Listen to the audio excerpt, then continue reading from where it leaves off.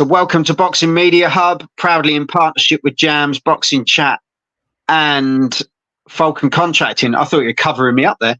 Yeah. Yeah, there's enough of that. And I've got Maureen Shea with me. How you doing, Maureen? I'm great. Thank you for having me on. Very happy to be here and talk some boxing and life with you. Oh, honestly, it's all good. And a star like yourself, as we say over here, a real trailblazer in the sport. I don't think we really say women's boxing anymore because it's just boxing, because women have just at some point saved boxing. When the guys weren't doing it, the women stepped up, and I think they've been fantastic. I'd say the last 5, 6, if not longer, they really ramped it to another level, and it's been incredible. And you're a big part of that. So thank you very much. Thank you. I appreciate that a lot. Yeah, it's been great to be a part of it and great to witness and see where it's going. And, having been doing this for so long, I mean, I'm going on to my 27th year of boxing. I started when I was 17 and I turned pro when I was 24. And I turned pro, then because I only had 12 amateur fights because women's boxing wasn't in the Olympics. And I feel as a trailblazer and as a veteran, it's my responsibility to educate the public because I don't think they really know that women's boxing wasn't introduced into the Olympics until later on. I believe I always get it wrong. I think it was 2012 that it was introduced to the Olympics. And so I didn't have the opportunity to go to the Olympics. And, not that I wouldn't have been successful in the amateurs. I did well, but I paid my way to go to national tournaments and a lot of out-of-pocket stuff. And it was tough, but I said, we had a pro style, and my trainer at the time, became my manager and felt it was time to go pro after 12 fights. He thought I'd do well in the pros. And then I kind of learned on the job, turning pro at 24 in 2005, and then having going into my 37th fight. That's amazing. That is absolutely amazing. And I just want to ask, what were you doing prior to 17? So you found boxing at 17. What was happening? What was Maureen doing before? That's a great question. So Maureen was very lost. Maureen was very had a lot of misplaced rage and a lot of struggle. It was interesting. I'm Mexican Irish, and not realizing back then that's a great boxing combination. And I didn't know anything about boxing back then. But it was very different growing up in the Bronx, New York, and being Mexican, a lot of Irish and Italian, Dominican, Puerto Rican, not many Mexicans. So I was really only around Mexicans when I would go to Mexico and visit my family. I speak fluent Spanish, so I would go back there a lot. I actually did 6th grade out. I did it in the United States, and I did it again in Mexico during a summer program out there. So I speak, I read, I write Spanish. So it was wonderful. I'm so grateful to my parents for giving me that opportunity. But, I just always felt very different and very disconnected from a lot of things. I always kind of marched the beat of my own drum. I was a bit of a rebel growing up. I have a brother who's 10 years older than me, and we're very opposite. He's a much calmer, more like gentle person. And I'm a little more I'm very much like my father. So I definitely get that the vigor and the, aggression and just the personality from my dad, the Irish side. And so, and the strength, my dad and my mom's very strong too, but my dad was just outwardly strong. And so am I, so, it was interesting. I actually went to the gym, and some people know, some people don't know. I went to the gym. It was a fitness gym when I walked into it. I was in an abusive relationship, and I had suffered with some low self-esteem. And, I played team sports as well, but I just never felt like, I don't know if it was me. I couldn't tell you, but I just didn't feel like I could connect with team sports. I always felt like I was better at individualistic sports. I did gymnastics. I loved it. I played tennis. I loved it.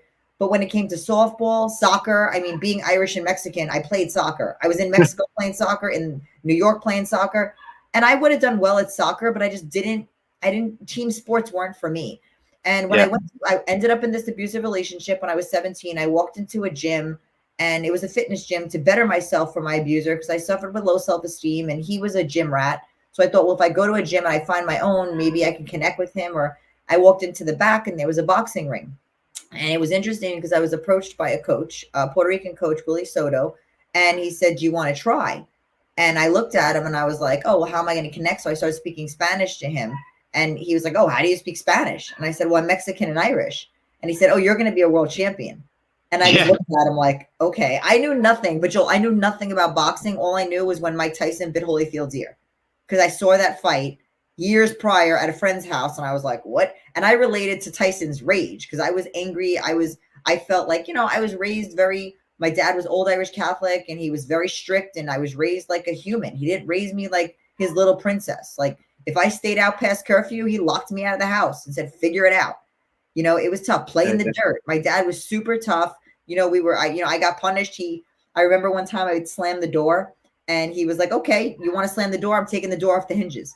And he took my door off the hinges and had no door. He's like, that's what you get. Like, that was my dad. And I'm grateful. He was tough. And I'm grateful that he was like that because, it's almost like you have to pay there's consequences to your decisions. Yeah. And that taught me a lot as a youth. And I always owned whatever the consequences were, whether I got hit, whether I got whatever it was, I failed a class. If I didn't do it was like, you learn the hard way. And I always learned the hard way. That was just my thing. And boxing really taught me things that I think my parents struggled teaching me, because it's a different relationship. Boxing is very unforgiving, and your parents have to be like strict but nurturing because they don't want you to like go completely south. There's got to be middle ground, isn't there? Yeah. And so boxing, it's like, hey, you're going to get punched in the face. Like, figure it out. Yeah. Yeah. Well, it's personally, you walking into a gym, the coach must have thought, now I've hit the jackpot here. Mexican and Irish. This is like the two toughest countries out there. Yeah. The Irish are known for having a scrap and getting stuck in and that relentless, but the Mexicans are exactly the same. They're those two bloods together have brought you to where you should be. And it's amazing. His face must have lit up thinking. But think about it. But back then, women's boxing, like I was literally like 116 pounds. I was this scrawny little skinny girl. And I just, and I have a picture of us, when I was at the gym, I can even bring it up. And I was just this little skinny like girl. And I just, I didn't know when he said, you're going to be a world champion. I looked at him like, I don't even know what he means. I don't even know what he's talking about. I just said, okay. I was like, okay, I just want to hit something. Like, this looks pretty cool. I just want to try it out and see how it goes. I'm trying to find the photo of us, but it's crazy because it wasn't just that easy though. Here it is. You can see. Yeah. Look at that's Willie. That's Willie, and that's Jalapeño Antonio. Antonio is Mexican, and he was. I would spar with the guys. Like, there were no girls.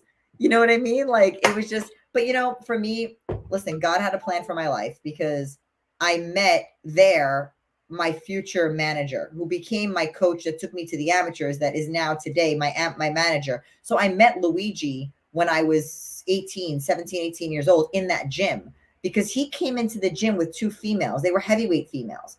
And I was like, oh, this guy, there were no girls besides me until he came in with these girls. And I'm like, oh, here's a coach that trains girls. Like, maybe I should be with him. But I loved Willie so much. So Luigi would watch me shadow box and he would talk to me, and I spoke to him in Spanish, or he heard me speaking Spanish. And he said, how do you speak Spanish? I told him that I'm Mexican and Irish.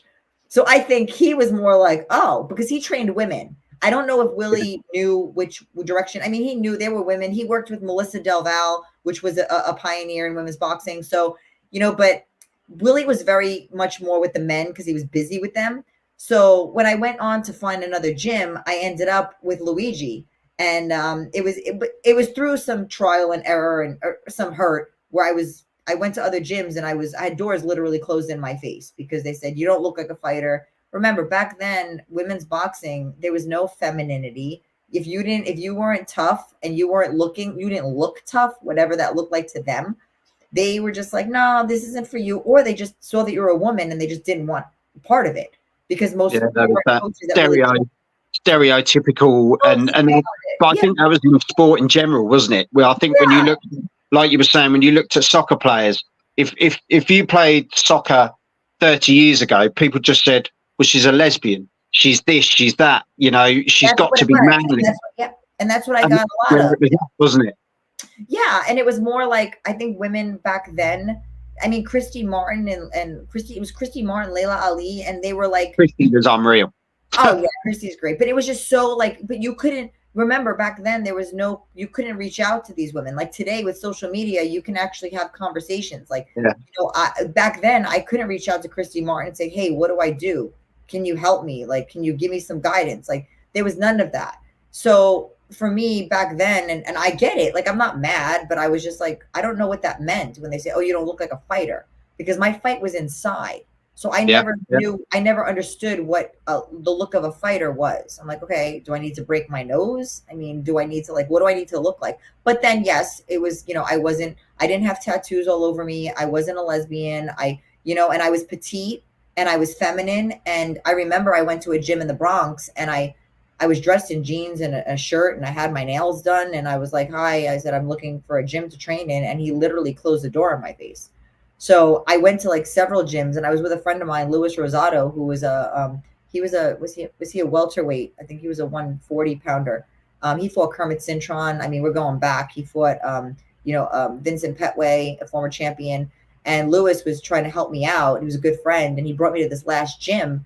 And I was like, man, I don't even want to go in, because if somebody else tells me no, I'm just like, I can't deal with this anymore. Because plus, again, I didn't like the word no. Like when I wanted something, I always got what I wanted because I was very persistent in that. And that's who I am. So he went inside and he came out with a business card, and it was Luigi's business card. And first he was like, oh, the guy says he knows you. I was like, he knows me? Like, I'm nobody. Who knows me? So I went home and I got on AOL. At the time it was dial-up modem. So this tells you. This is like 2001. I do remember. I'm not as young as I. Yeah. So it's like I went online and I looked on. I said, oh, let me see if he's online, because they have the friends list. And I looked him up and he was online. I messaged him and then he asked me when I wanted to start. I said tomorrow. And then he sent me the address. And the next day I showed up at the gym and I've been with him ever since. So he took me from amateur boxing. He took me to my first amateur fight. I had 3 amateur fights, with him. And then he brought me to Hector Roca in Gleason's gym. And then that's kind of how $1 Million Baby happened. And then I ended up going pro with Hector Roca. And then, the rest is history. I'll tell you, I'm going to blow your trumpet, because I know you won't, because you are a modest lady. I know what you've done has paved the way for people, but I don't think you realise what you've done, in the sense of what you've achieved and how you've gone about things, and to go from an abusive relationship to finding a positive in that and streaming that into something positive. Joe, I just want to tell you, it's interesting you say that, because, I posted the other day, I don't know if you saw it, but I struggled with eating disorders. I struggled with depression. And I was looking at my photos and I noticed that no matter what, I always had a smile on my face. And that was my fight. It was fighting to smile and find. And I wanted to hold on to anything that could make me feel good or help me. I'm always looking to better myself. I'm always looking for help. Like, how can I be better? How can I, so it was funny because sometimes, and you're right, I don't sometimes, because to me it was like, okay, what's next? How can I be better? Even why I'm still keep going. Yeah. No, it's almost like you just had to keep going. It's not a case of looking at what's around you. It's a case of, how do I get to the next, and the next, but yeah, it's incredible. It genuinely is. What you do and how you're still going is the most incredible thing. Jam has put big up Joel and Maureen. Are you still active at the moment? If so, is it still bad? Can I just say though, this lady, even though she's got the power of youth, which is really frustrating. I'm 43 years old.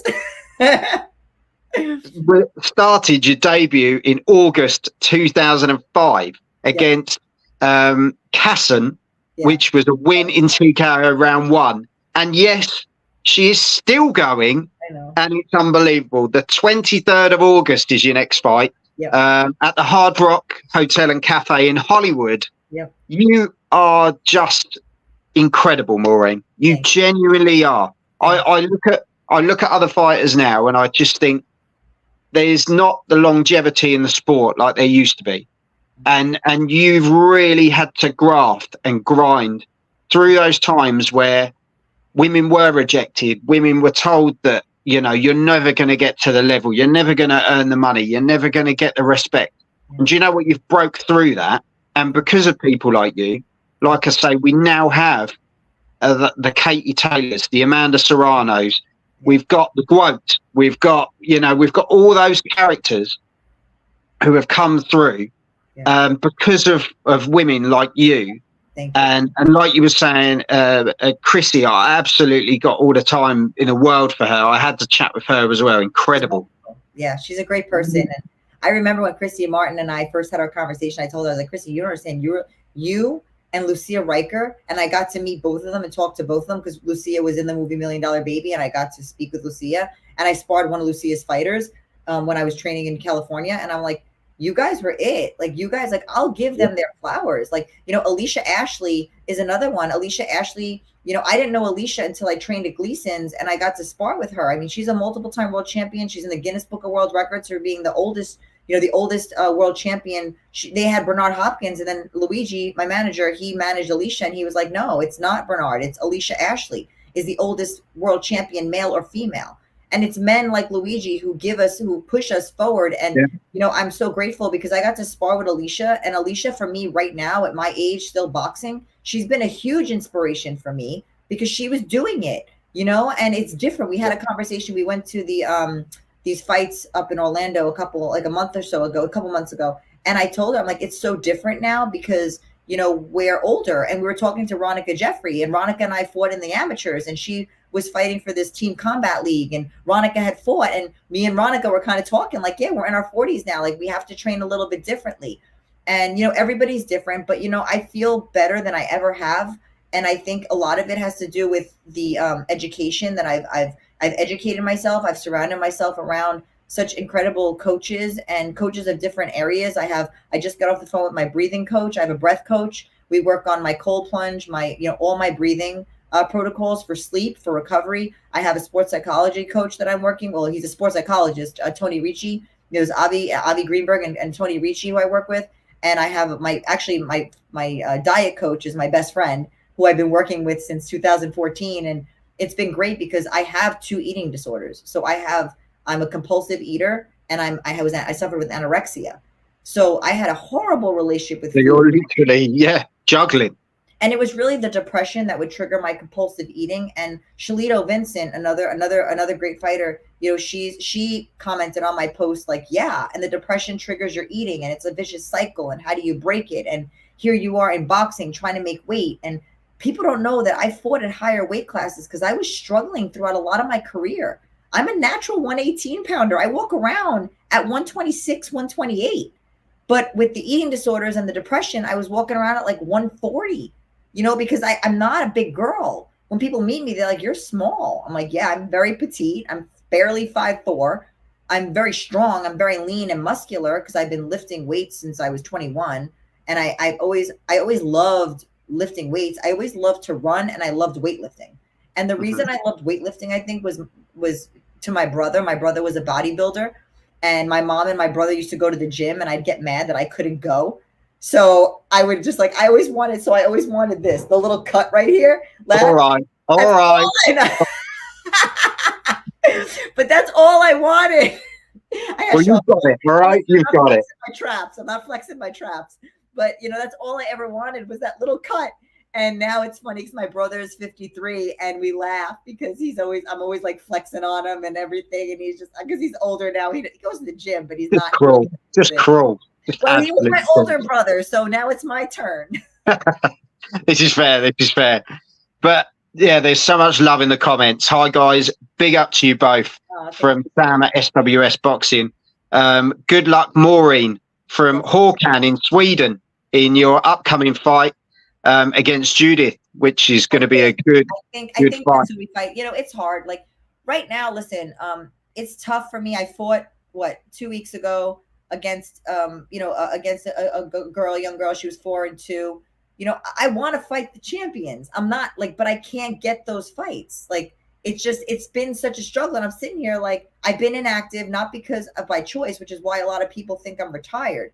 And I'm like, I'm not retired. I can't get fights. I'm self. But I think though, Maureen, because of your age, and this is nothing against you. No, of course. But because of your age, do they genuinely think, do I want to fight an older woman who's now in her twilight years? Because that's how they're going to look at you, even though you're not. You know, you still strive to be the best you can be. There's no doubt in that in the slightest. And what you've achieved up to this point, like, I'll get you to say it shortly, but what you've achieved up to this point has been incredible. But you're still on a winning streak here. I think people forget that. But, you know, I mean, I think for me, it's difficult because, like, it's the rankings, it's boxing, and I'm self-promoted. I've been self-promoted. I never had a promoter my entire career. That's another thing to educate the public. You've got all these girls with promoters. I'm where I'm at. I'm actually 32 and 2 with 13 knockouts, 1 draw, 1 no contest. On BoxRec, I'm 31 because they didn't recognize my fight in Dominican Republic. It's so annoying because then there's people saying, oh, she's been out of the ring for 2.5 years. No, I haven't. I fought a year ago. I had 4 fights fall through last year. But again, I understand because people don't know. I had 4 fights fall through last year. I was in camp. And I'm like, you know what? I need a minute. I need a break because I have to reset.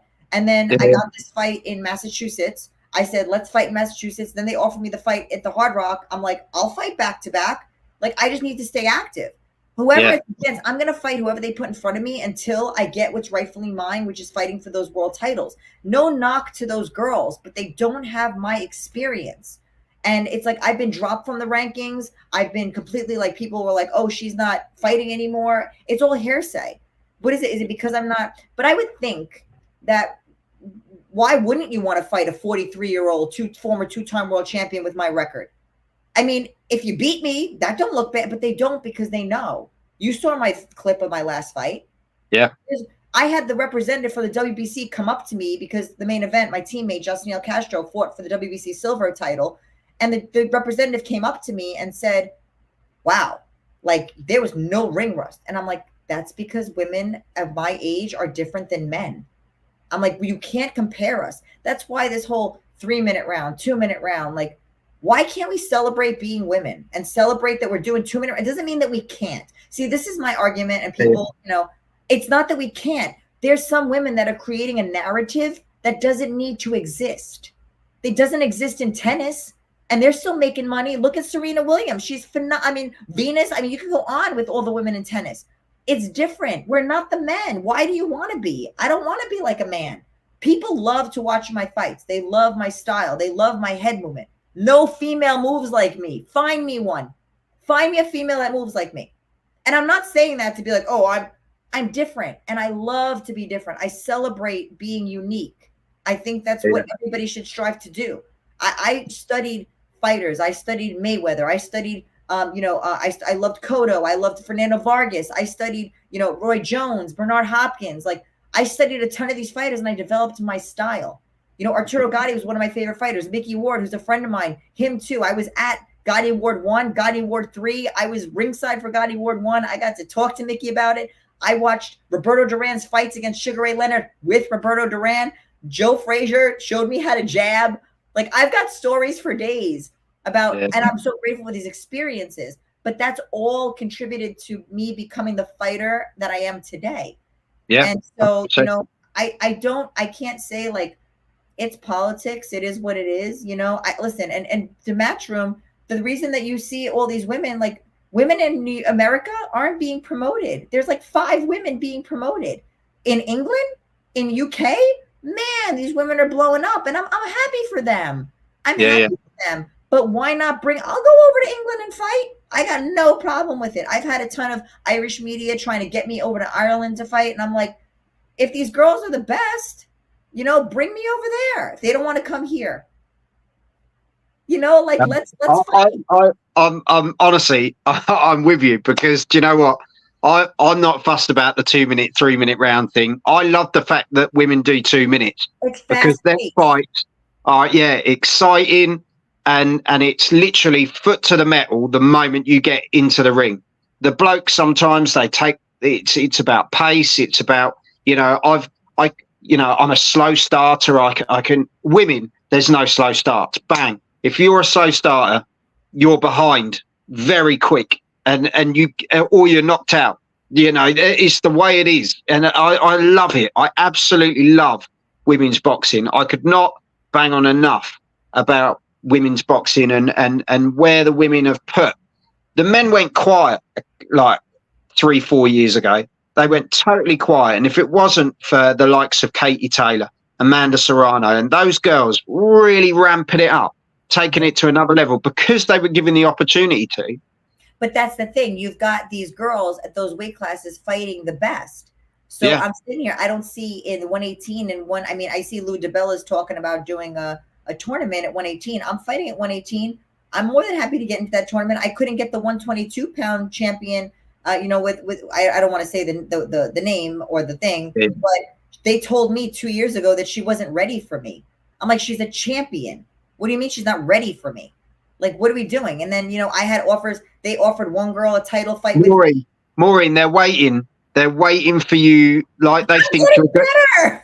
But they're waiting for you almost like you're going to be too old. But actually, like you say, you're changing your style. You're changing the way you do things, which adapts to how you work. And this is the difference. Longevity comes when you find new ways. You know, you can't, as you know, you can't train the same your entire career. You can't do it. Whether you're male, female, whatever, you can't do it. And but you've learned by all your different coaches, all the different people you've met over time, your different ways, your different styles, and you adapt. And that's why you're still around, because you can adapt. Not everyone can. And that's what women are afraid of. They could come into a fight with you and they know they're going to think, what Maureen am I going to get? Because they don't know. You know, sod fighting anyone who's Irish Mexican anyway. But that's what it is. You have learned to adapt over the years, and it's made you better. Mm-hmm. And I didn't think you could get any better. I'm not going to lie.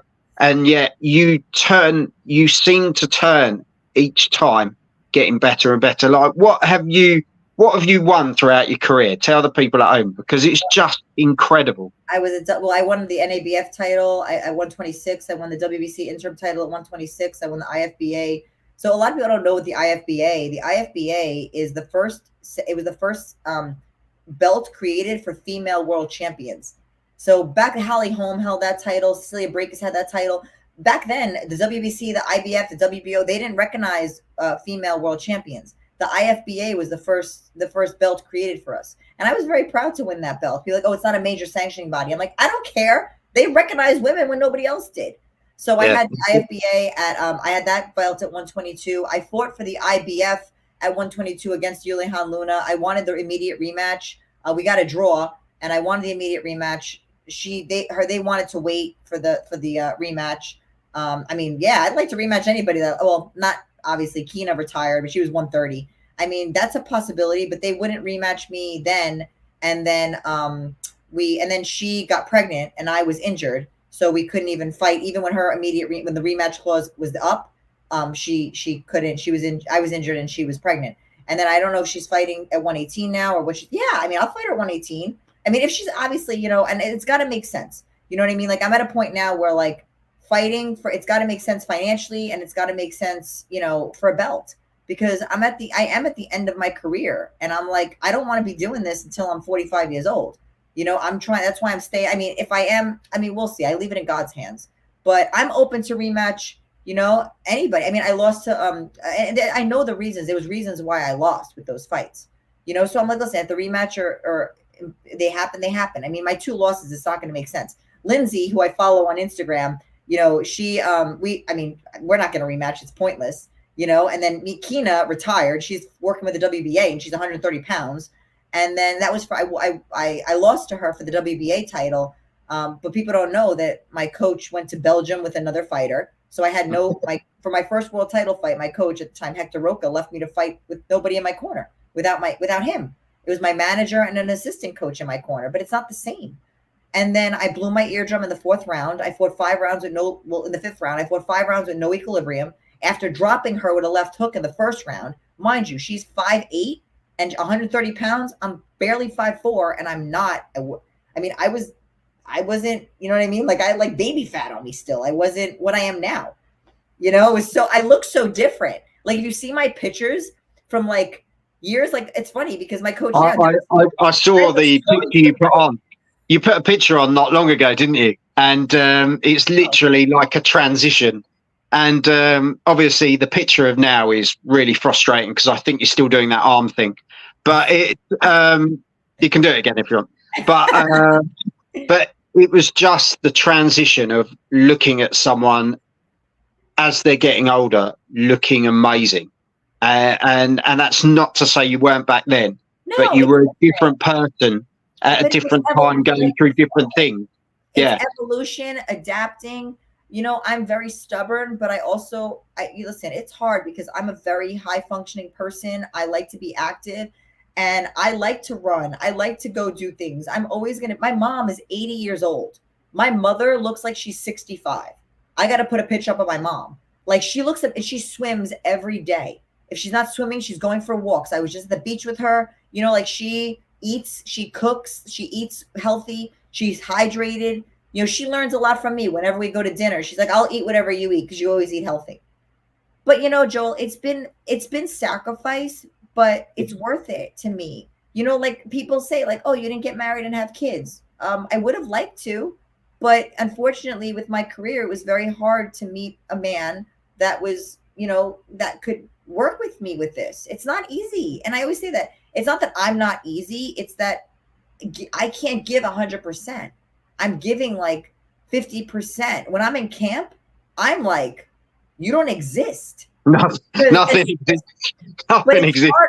It's harder at 43. It's even harder because I have to be even more. Like, I don't drink alcohol. I don't drink. I don't really like it. You know, like, I just realized that it didn't make me feel good ever. And I was never a big drinker when I was younger. When I was younger, I didn't drink. I did drugs. I smoked cigarettes. I did it all.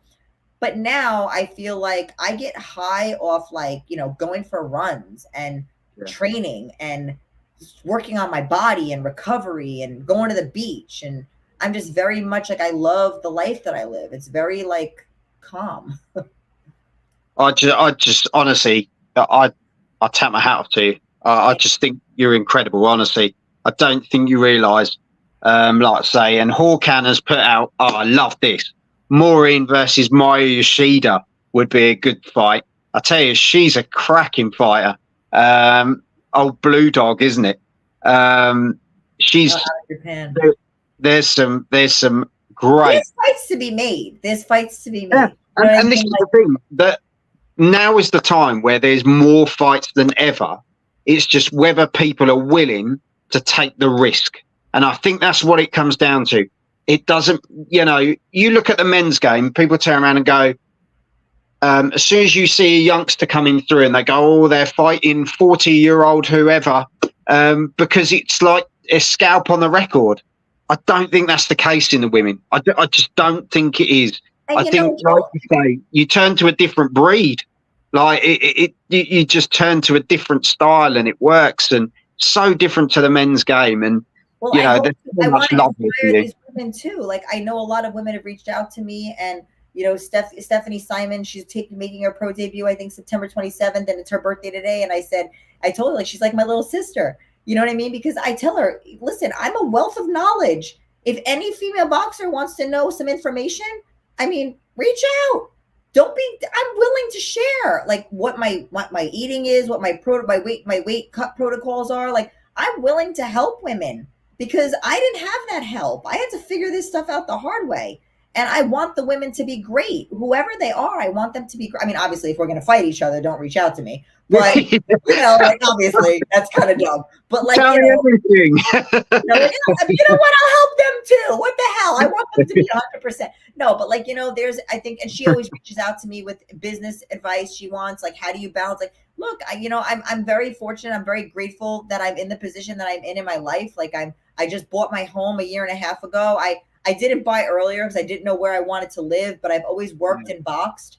You know, I've always had a job. I've always balanced. And I sold, like, I don't know, like $7,000 in tickets to this fight on Friday. And all my friends, they're not boxing people. A lot of them aren't. They're fans of me and they're supporters of me. And I'm so great. And a lot of them are like 40-year-old women too, that are like, yeah, like, you know, and I'm glad. I appreciate that, you know, and that's why, like, it's marketable.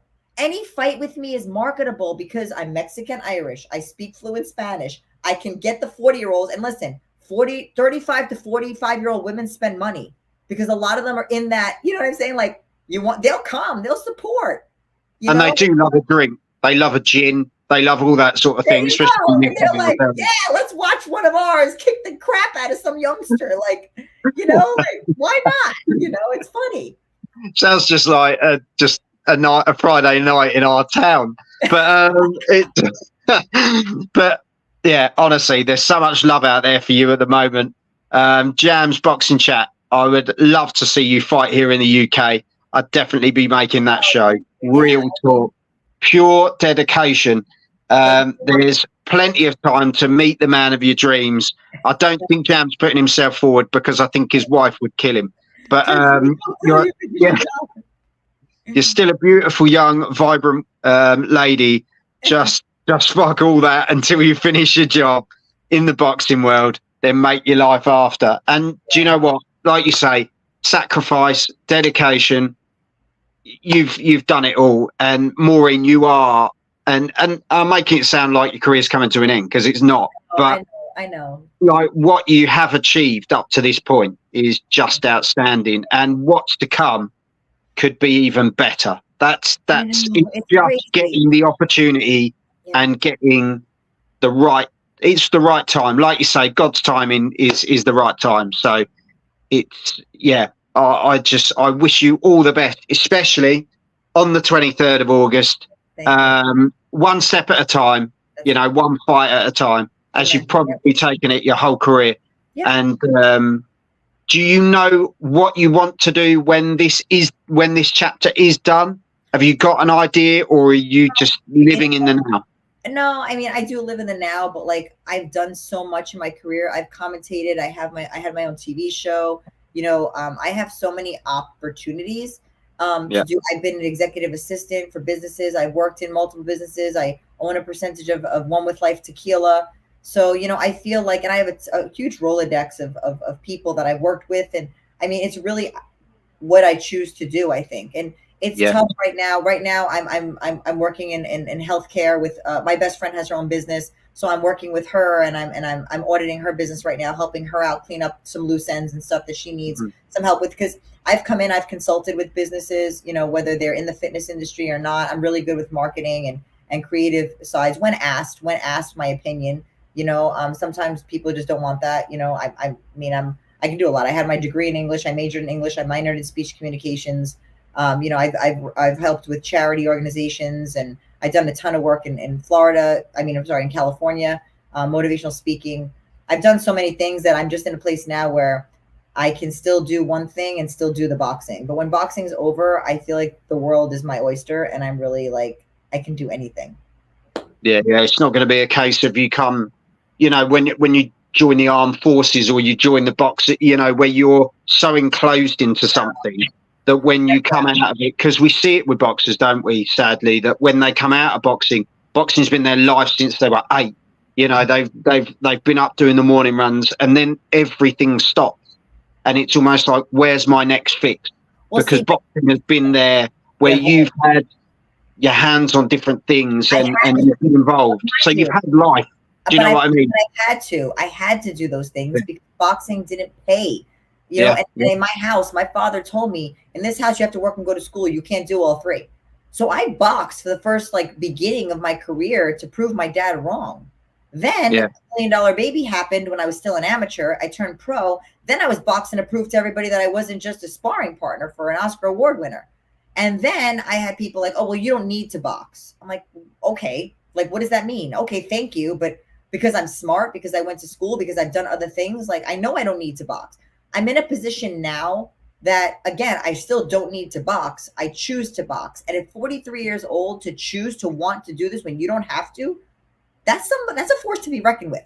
Because I'm not, and listen, no knock to these OnlyFans girls. I'm not going to do OnlyFans. That's just not my thing. I'm not going to go out there, and I love business. I love to use my brain on that side because I like to work my brain in a different way. I work my brain in the gym, in a different way, my body, everything. It's just very different. And there comes a point where that's all going to die. OnlyFans and stuff. Like it's a very weird, to me, it's a very weird thing right now. It's basically like sex workers. Like, I don't understand. I mean, I don't know if all of them do whatever they do, but it's just very odd. And it's weird for me, understand where I'm coming from, because I came into a sport where I was not accepted because I'm feminine. Now, if you're like overly sexual, you're celebrated.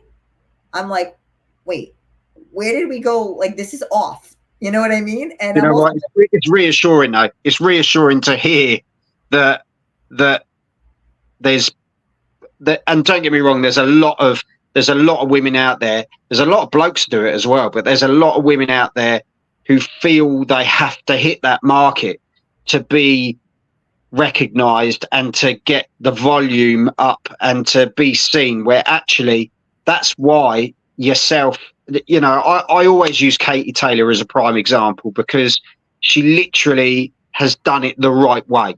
Yeah. Do you know what I mean?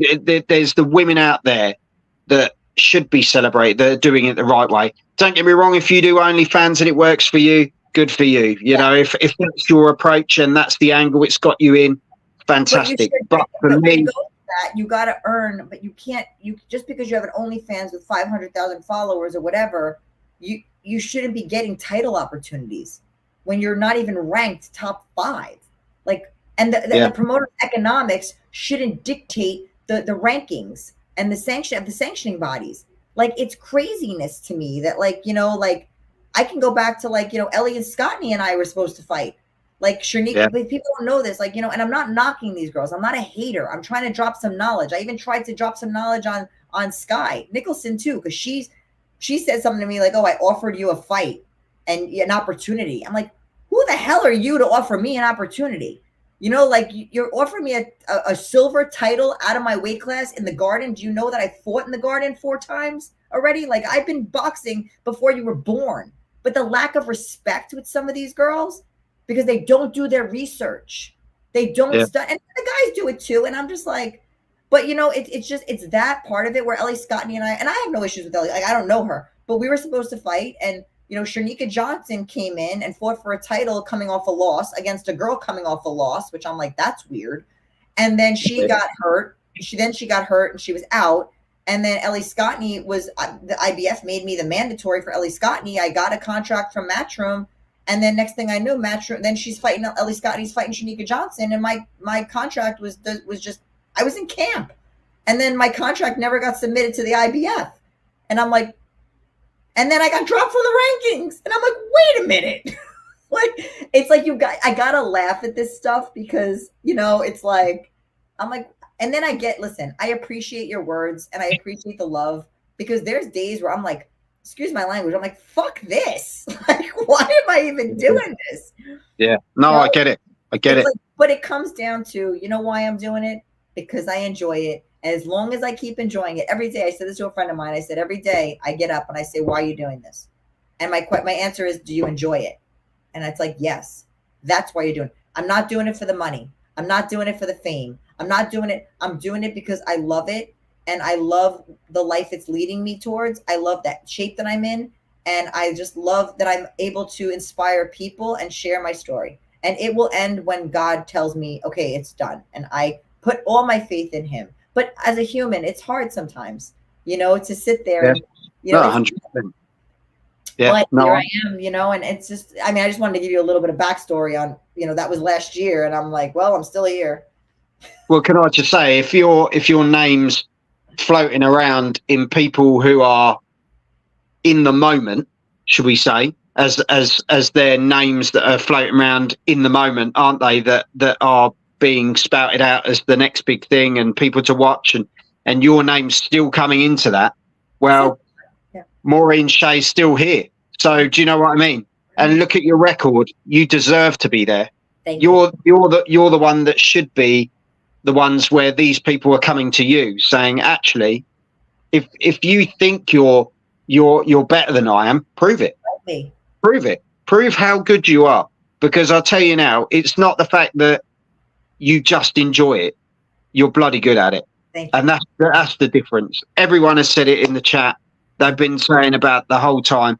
It doesn't make you a good fighter, just popular for getting your bits out, says Jam. And it's exactly that. You know, it's great to see and reassuring to hear that there's still women out there who are doing it the right way and, you know, deserve more credit than what you're getting.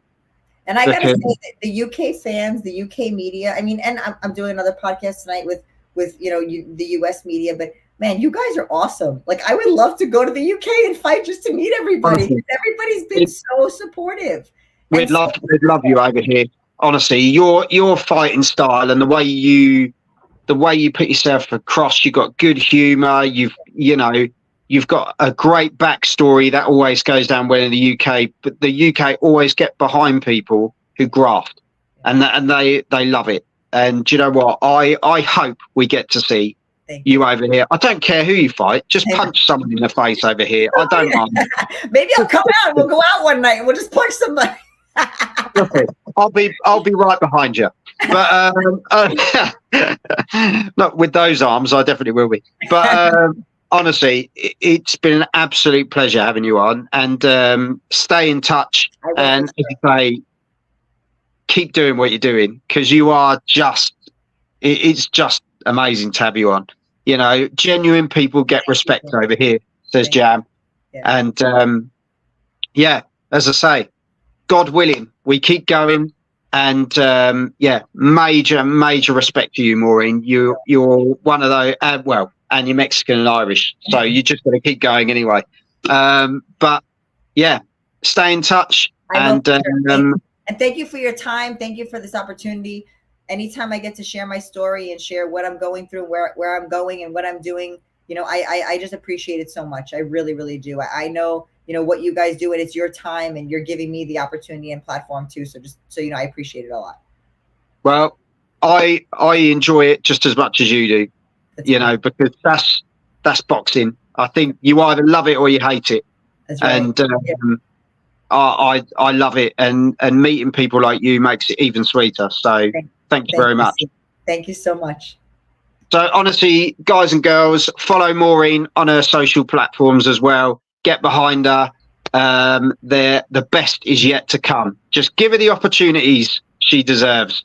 So Maureen, thank you very much, and I'll speak to you soon. Take care. Bye. God bless. Bye. So there you have it. Maureen Shea.